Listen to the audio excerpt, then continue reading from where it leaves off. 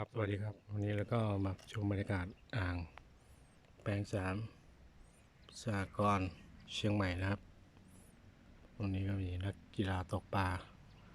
มากันหนาตาทีเดียว